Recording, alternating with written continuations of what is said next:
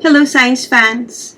In today's rapidly evolving world, napaka-importante ng science, technology, engineering, at mathematics or STEM para masigurado ang innovation at development.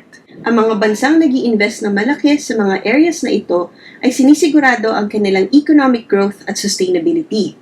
At ang Pilipinas, ang ating bansa, kung saan dumadami pa ang kabataan, ay kailangang mamili ng kanyang prioridad.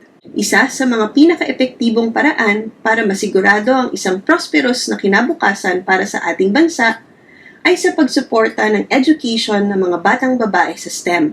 Pero bakit nga ba ang pag-invest sa pag-aaral ng kabataan, lalong-lalo na ng kababaihan sa STEM, ay hindi lang isang issue ng gender equality, pero isa ring paraan para masigurado ang economic, social at technological benefits para sa ating bansa. Bago ko po sagutin ang katanungang ito, gusto ko munang mag-hi sa ating mga bagong manonood. Ako po si Chona and I'm your resident Filipino scientist. Isa po akong mananaliksik in the field of molecular ecology. And napapansin ko po na ang mga diverse research team ay kadalasang gumagawa ng mga holistic solutions para sa mga problemang ating nakikita. Isa rin po akong teacher at ang pangarap ko po ay makakita ng mga classroom na punong-puno ng mga estudyante across all genders. At ang Scientia ay ang aking science communication channel, where I hope na maka-advocate po tayo para sa equality at equity sa STEM community. The global economy is increasingly being driven by technological advancements and innovations. Pag in-encourage po natin ng mga batang babae na mag-pursue ng pag-aaral sa STEM, ang Pilipinas ay pwedeng mag-tap into a vast and underutilized talent pool na napaka-essential para sa ating economic growth. According sa isang research ng McKinsey Global Institute, pag na-close natin ang gender gap, pwede itong makakontribute ng $12 trillion sa global GDP by 2025. Kalahati ng populasyon natin sa Pilipinas ay babae, and their full participation in the workforce ay crucial. By providing them with the education and skills na kailangan para sa STEM careers, ang bansa natin ay pwedeng mag-foster ng isang mas inclusive at diversified na workforce.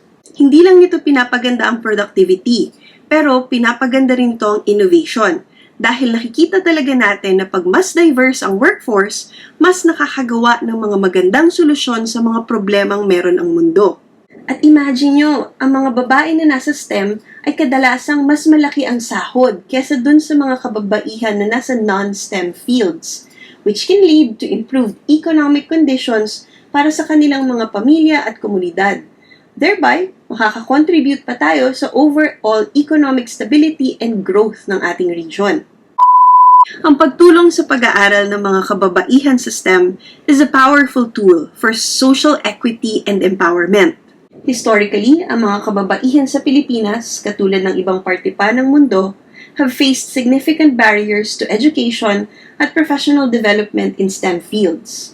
Ang mga balakid na ito include cultural stereotypes, kakaunting pwedeng mga role models, at napakakonting resources para tumulong sa kanilang pag-aaral. Sa ating pag-promote at pagsuporta sa pag-aaral ng mga kababaihan sa STEM, ang Pilipinas ay pwedeng i-challenge ang mga stereotypes at mag-create ng isang mas equitable na society. Bakit ba napaka-importante ng education sa STEM? Well, nagbibigay siya sa atin ng critical thinking skills, problem-solving skills, at technical skills na napaka-importante kung gusto nating dumami pa ang mga leaders ng kababaihan sa STEM fields.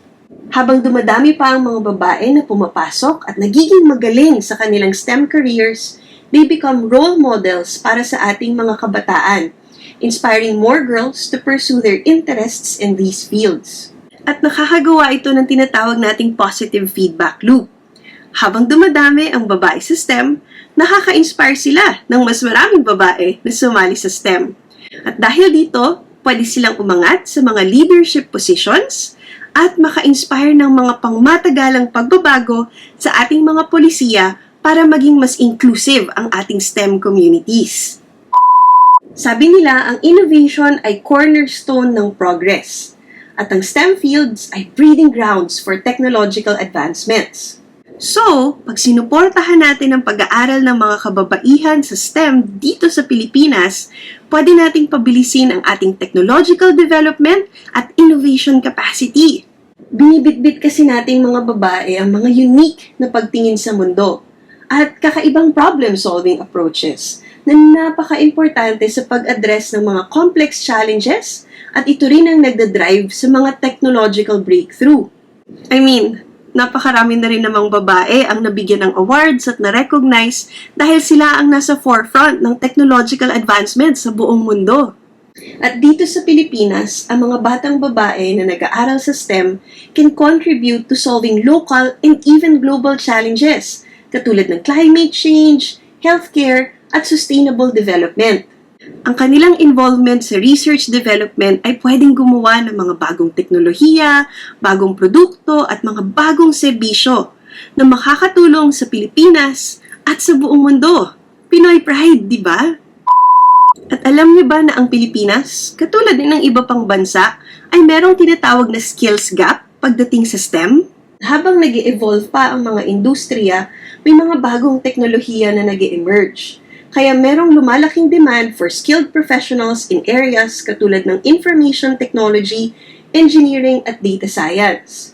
Sa pag-encourage sa mga batang babae na mag-aral ng STEM, pwede nating ma-bridge ang skills gap na ito at ma-ensure natin na meron tayong steady supply ng skilled professionals para masagot ang demand ng ating industriya at ng mundo. Paano ba nami-measure ang competitiveness ng isang bansa? Hindi ba sa ating innovativeness at sa ating abilidad na mag-adapt sa iba't ibang technological landscapes? Ang Pilipinas ay may potential to enhance ang ating global competitiveness by investing in the education of young women in STEM. Nakikita natin sa mga bansang nag-i-invest sa inclusivity at diversity sa kanilang STEM fields ay mas may kakayanang i-leverage ang full spectrum ng talent na meron sila. Paano nga ba natin marirealize ang benefits ng pagsuporta sa mga batang babaeng nag-aaral ng STEM? Ano-anong mga polisiya at inisyatibo ang kailangang meron tayo? Siyempre, kailangan natin ng financial support para makatanggal ng economic barriers na nagpipigil sa napakaraming bata na mag-aral ng STEM. Kailangan din natin ng mentorship programs na i-connect ang mga batang babae with successful female professionals in STEM para magkaroon sila ng guidance, inspiration at support. Kailangan din nating magawa ng outreach program sa iba't ibang mga eskwelahan para ma-emphasize natin ang importansya ng STEM education at maipakita ang iba't ibang career opportunities sa STEM. Kailangan din nating baguhin ang ating STEM curricula para mas maging gender-sensitive ito at mai-address nito ang unique challenges na hinaharap ng mga kababaihan at pati na rin ang LGBTQ+ community at ma-encourage ang kanilang participation. At hindi lang education sector ang involved dito, pati rin ang industry kasi kailangan nating magbukas ng mga internships, apprenticeships at pati na rin job placement programs para sa mga batang babae na nakatapos na ng kanilang kurso. Sa pag-prioritize at pag-promote ng STEM education for young women, napakalaki ng pwede nating ma-unlock na potential sa ating human capital sa Pilipinas, paving the way for a more prosperous, inclusive, and innovative future. And the time to act is now for the betterment of the Philippines and the empowerment of its Filipinas. Given all of this, baka interesado din kayo na mag-invest sa pag-aaral ng mga batang babae sa STEM. Kaya in-extend po natin ang ating fundraising campaign for the Scientia Thesis Grant na hanggang August 1, 2024. Tulungan niyo po kaming tumulong pa sa mas maraming batang babae by sharing our fundraising links and channels. But what do you think? Ano pang pwede natin gawin para makatulong sa pag-aaral at sa careers ng mga kababaihan sa STEM? Meron ba kayong advice para mapalawak pa natin ang ating sponsorship opportunities dito sa Scientia? Please let us know your thoughts in the comment section below.